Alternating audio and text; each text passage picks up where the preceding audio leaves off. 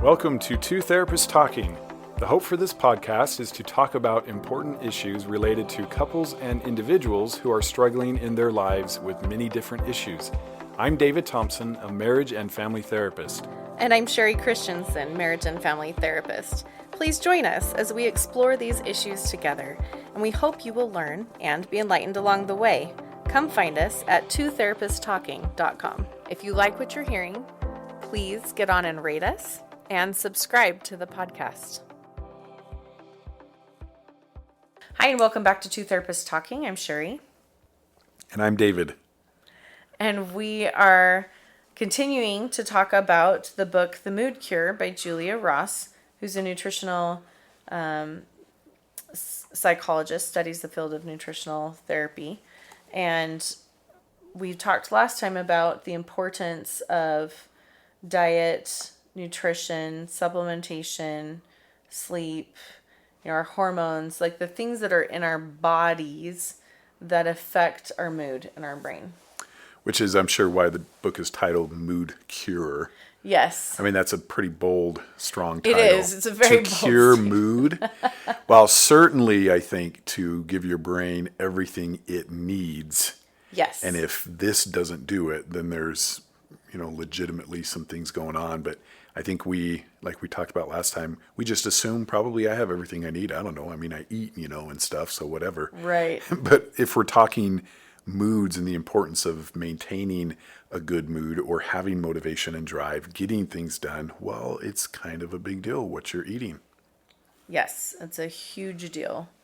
And maybe you're feeling depressed or anxious enough that you're not feeding yourself the way that you know you need to be. You're not giving yourself enough protein, healthy fats. You just are feeling very unmotivated or blue or just having a really hard time. And so sometimes some of the supplementation can help get you to the point where then you can make the healthy decisions that you want to be making for yourself around your food. So I think that's a really good potential option. Again, I have lots of clients that are using this as an alternative to medication. I've used it throughout my life. This is something that a lot of these supplementations allow you to regulate those things on your own. So they're in and out of your body in less than a day. So you take them like 2 to 3 times a day, and it can really support your body. And then if you're like, oh, I felt like this is a little too much today, or it wasn't enough, next day you just do something different. You either up it a little bit more or you lower it a little bit more, and it's going to provide and give you the things that you need. Which no doubt is a benefit to a supplement over like a medication. It's going to take a really long time and hard to know if it's helping because it's not really completely in your system for weeks and weeks and weeks. And so. Yes. So it can be a huge process to do a depression medication. Whereas this, she talks about, you can notice a difference within 5 or 10 minutes. Wow. Yeah. Which is really fantastic. And again, it's just a natural part of your body, or things that are in food, right? These supplements. So it ends up being really cheap, easy to regulate for yourself and to change based on what you might need. So what we want to do today is just go through her questionnaire so you can kind of see, oh, maybe I need a little bit of extra supplementation in this area or that area today. And remember, we talked about last time there are 4 mood types. There's 4 kind of engines that these different amino acids will help to support. So the first one, as she calls the dark cloud, and this is low if you're low in the antidepressant serotonin. So we're just going to go through these questions, and these are all labeled with numbers. Most of them are 3s. There's a couple 2s and 1 4. So if you look at these and you're like, okay, I'm scoring more than 12, which is really like maybe 4 questions you're answering correctly, or you're answering the positive, like this is me, then you might want to consider looking into this. So the first one is if you have a tendency to be negative, just in your life in general. Right. Do you see the glass as half empty rather than half full? Do you have dark or pessimistic thoughts? So that's the first question. The second one is if you feel worried or anxious. Do you have feelings of low self-esteem or lack self-confidence? Do you easily get self-critical or do you feel guilty? Do you have obsessive, repetitive, angry, or useless thoughts that you just can't turn off? For instance, when you're trying to get to sleep, you're just like, your brain is just going through thoughts that aren't helpful. Does your behavior often get a bit or a lot obsessive? So is it hard for you to transition between things, to be flexible, or you have to you just really focus in on one thing and you can't change very easily, transition to other things? Are you a perfectionist, a neatnik, or a control freak? Are you a computer, TV, work, or phones or screens addict? Okay. What about seasonal affective disorder? Do you really dislike the dark weather? Have a clear-cut fall-winter depression? Are you apt to be irritable, impatient, edgy, or angry? Do you tend to be shy or fearful? Do you get nervous or panicky about heights, flying, enclosed spaces, public performances, spiders, snakes, bridges, crowds, leaving the house, or really anything else? Do you have like any phobias? Phobias. Right. Have you had anxiety attacks or panic attacks where your heart races or it feels hard to breathe? Do you get PMS or menopausal moodiness? Do you hate hot weather? That's a funny one. Yeah, it's interesting. Because I have family that are very specific about hating hot weather. Yeah. Which is interesting because I'm cold, I imagine. I always feel cold, but I still have a low serotonin a lot of times. So I have to just be really aware of that. So again, she's looking at all the ways that might show up, and then if you have a number of those, right? So if you have more than 4 questions of these that you're like, yep, that's me, then you're going to be low, and you might be low in serotonin. Right. If you have a lot of them, then you might be really low in serotonin, right? So even if 1 or 2 don't necessarily match for you, like mine tends to be, I don't tend to have a lot of like the really irritable or nervous or anxious, but I have a lot of the other types of things when my serotonin is low. Well, and keep in mind, right, Sherie knows this stuff and, studies this and is more sensitive and aware of where she's at. For most of us listening, we're going to have to learn how to pay better attention to what's going on for us. I think if you don't even think, hey, this may be due to something I'm eating, not eating, something I need. If you're not even thinking about that, then we tend not to pay much attention and just say it's who I am again or some other thing. So part of this, I would say early, is just to start paying more attention and to even consider, hey, maybe this is as simple as I'm not getting something that I need. Yeah. And I'm going to start to experiment with some of this and see if it helps. Yeah. Yes, I mean, certainly if you take a supplement and you can tell right away, you can feel better within, 5-10 minutes. You'll be able to discover a lot about your moods and why. Right. And she does mention specifically like starting at low doses and then increasing, every day. If you are on there and you're like, yep, I'm low in some of these things, then you want to start low and then every day progress and give yourself a little bit more. So you may not notice some of these things right away. Yeah. Right. If I only take the lowest dose that she says, like I don't notice a difference necessarily, but it's as I'm doing a little bit more where it's closer to what my body needs when I'm needing this kind of thing. So you went through a process of experimentation. Yes, having to experiment. And after time, I know that, okay, I'm feeling great. And then when I have a dip, if things get really, stressful or hard, or there's been a lot of things going on and I can tell that my mood has dipped, I'm like, oh, I need to probably supplement again. I don't have to start at the bottom because I kind of know, oh, if I'm at this point, this is about how much I need. And so I can kind of jump in a little bit more than I could right at first.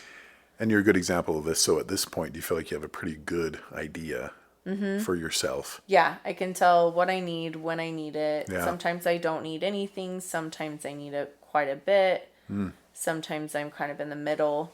And part of what she's saying is get the supplementation that your body needs, get the support you need, and then you don't have to, and then eventually you can come off of that and you don't need the supplementation because, whatever, trauma is stabilized in your life or you're eating really healthy and giving yourself enough. And there may be people that need a little bit of that supplementation for a long time or maybe forever, but I literally just have the bottles of these different things, supplements in my cabinet, and they're just always there. So I think this is an important concept to better understand what you're saying. So the idea is that as you understand this and you're eating healthier, the need for supplements will go down, possibly away, just through a healthy diet. So the supplements are not meant to be this long-term, because it would be hard probably to figure some of this out. And I imagine, some of our listeners are saying, oh man, so I have to become like this supplement expert and all the time, forever. This sounds exhausting.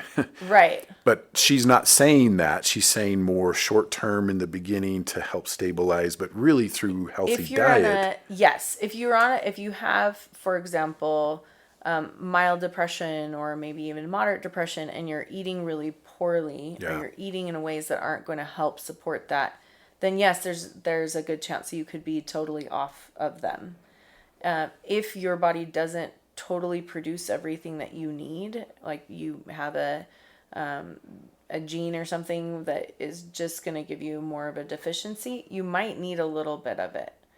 Or it might depend, like you might be able to be fine for a while, but when things are really stressful or really hard, or you have a death in the family or something like that, then you're going to need it more than maybe somebody else, right? So, just because you might have a sensitivity or not have quite enough of what your body needs. So her sort of best case scenario where you arrive in time, we're talking mood cure, right? Is obviously healthy diet, knowing what your body needs, and maybe some supplementation. And maybe from time to time. Right. But if you're coming in and you have mild or moderate depression, and you're not, you may still need the supplementation, or you can start with the supplementation, give your body what it needs as you're trying to incorporate, which I think is mostly what she does is like, let's give your body the support it needs right now. And then start eating healthy. And then you may be able to kind of taper those off as you go along in your life. And then maybe need just a little extra here and there when things are hard. So really, you've got to know your body well.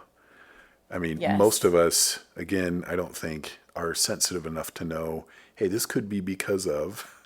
I'm not tracking what did I just eat, what's the impact. Like I never have energy drinks, for example. Once in a while if I'm driving, I'm like, oh, I think this would help me stay awake, I have one, and then I can tell.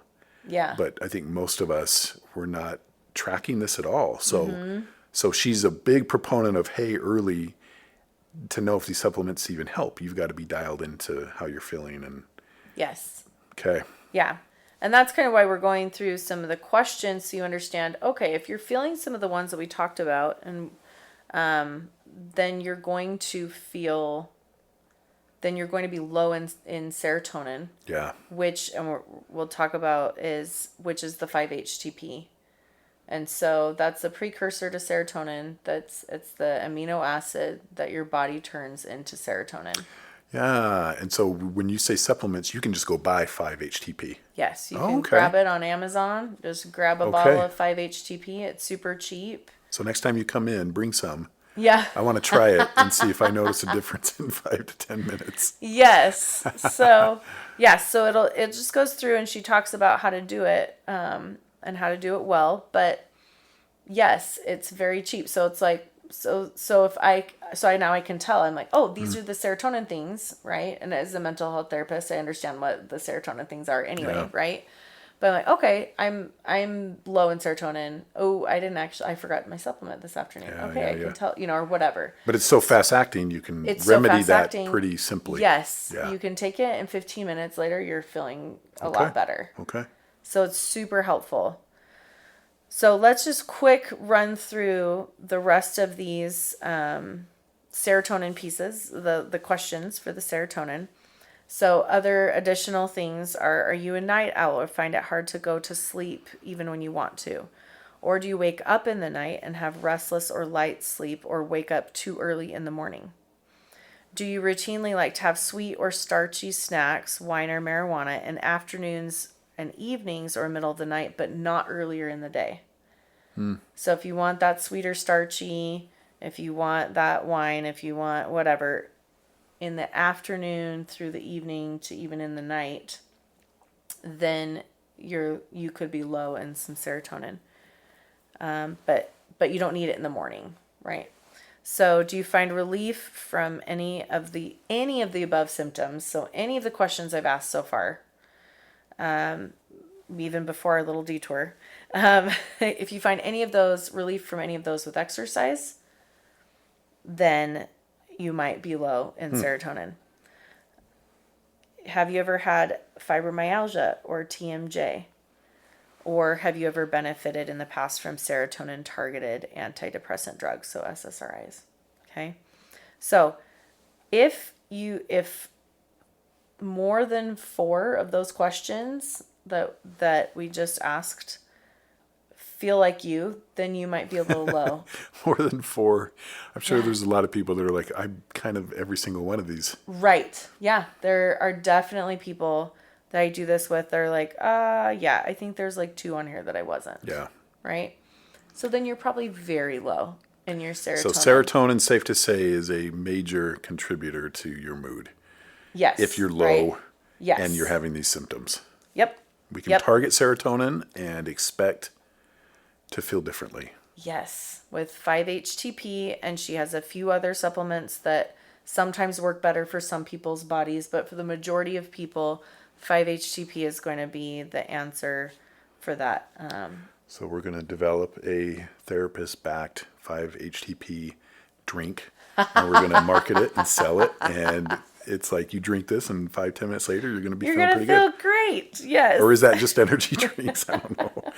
No, the energy drink will absolutely zap your serotonin levels. It will start to really deplete your serotonin levels if you're doing a lot of caffeine, if you're doing a lot of stimulants. Yeah. Right, so be careful about that. Okay. All right, let's run through the last really quickly. Type 2, the second type of false mood that she talks about, is suffering from the blahs. That is when you're low in stimulating catecholamines or thyroid, or low in natural stimulants like noradrenaline. So she calls them the cats. You're low in your cats. But this is your dopamine. This is your noradrenaline. And this can also be your thyroid. So this is a big one for women. We see a lot of women with thyroid issues that need a little extra support here as well. So it may not just be the L-tyrosine. So with this one, L-tyrosine is the dopamine precursor. And so it may not just be that, but for a lot of people it is. So again, with this one, if you answer 3 are positive, 2 to 3 of these, if they're positive, then when you're saying that's me, then you might be low in L-tyrosine, which is your dopamine precursor. So do you often feel depressed, like just flat, bored, apathetic? This is the blah feeling. Or are you low on physical or mental energy? Do you feel tired a lot? Do you have to push yourself to exercise? Or is your drive, enthusiasm, and motivation quota on the low side? Do you have difficulty focusing or concentrating? Do you need a lot of sleep? Are you slow to wake up in the morning? Are you easily chilled? Do you have cold hands or feet? That one's me. Do you tend to put on weight too easily? And do you feel the need to get more alert or motivated by consuming lots of caffeine or other uppers like chocolate, diet pills, or cocaine? Okay. Or cocaine. Yeah. Okay, well. There you go. So if you've answered 2 or more of those in the affirmative, you might be a little low on L-tyrosine in your body, on dopamine and noradrenaline, right? These cats. So L-tyrosine is that precursor for most people. She has, again, some other supplements that work better for some people than others, depending on what specifically is going on for your body. But also you should check your thyroid. Right. Okay, so the third type is being overwhelmed by stress, and this is when you're low in GABA. So for this one, if you answer more than 4 of these, then you might need a little bit of GABA. So do you feel overworked, pressured, or deadlined? Do you have trouble relaxing or loosening up? Does your body tend to be stiff, tight, or tense? Are you easily upset, frustrated, or snappy under stress? Do you often feel overwhelmed as though you can't get it all done? Do you feel weak or shaky at times? Are you sensitive to bright light, noise, or chemical fumes, or need to wear dark glasses a lot? Do you feel significantly worse if you skip meals or go too long without eating? Or do you use tobacco, alcohol, food, or drugs to relax and calm down? So again, that could be being low in GABA. And then the fourth type is to being too sensitive to life's pains because you don't have enough pain-killing endorphins in your body. So do you consider yourself or others consider you to be very sensitive? Does emotional pain or physical pain really get to you? Do you tear up or cry easily, for instance, even during TV commercials? Do you tend to avoid dealing with painful issues? Do you find it hard to get over loss or get through grieving? Have you been through a great deal of physical or emotional pain? And do you crave pleasure, comfort, reward, enjoyment, or numbing from treats like chocolate, bread, wine, romance novels, marijuana, tobacco, lattes, etc.? You probably throw pornography in there as well. Yeah.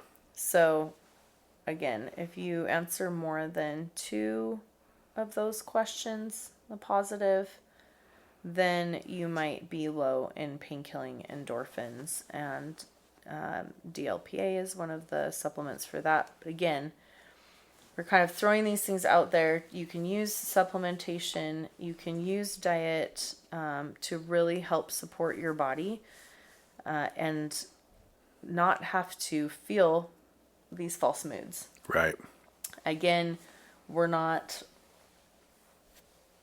physicians. That's not our area of expertise. So make sure that you read the book, you do your own research, look into it, consult with your doctor, because again, if you're taking something else or if you have other health concerns, you're going to just want to make sure that you're okay. For example, GABA, if you have low blood pressure, you just want to be careful with how much GABA you take. So just things like that. So just make sure that you do your own research with it. But there's quite a bit of hope. And like I said, for myself, I've had a lot of success with that. And a lot of my clients have had a lot of success with supplementing and giving their bodies more of the physical support they need so that their brain has what it needs. Yeah. So please consider this and look into it. Hopefully that was helpful. We'll see you soon. Talk to you then. Thank you for listening to Two Therapists Talking. We look forward to sharing more conversations with you. Connect with us at twotherapisttalking.com or email podcast@twotherapisttalking.com. If you like what you're hearing, please get on and rate us and subscribe to the podcast.